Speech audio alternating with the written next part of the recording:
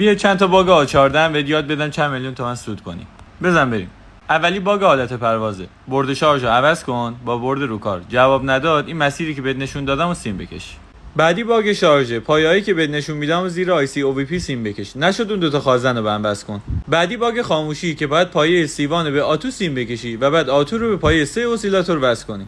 باگ تاچ این دستگاه هم فقط دو حالت داره. یا باید دستگاه رو آپدیت کنی الشه، یا باید بری تو قسمت فکتوری ریست بخش کشش رو پاک کنی که این کارو بهتر موبایل فروش بعد انجام بده.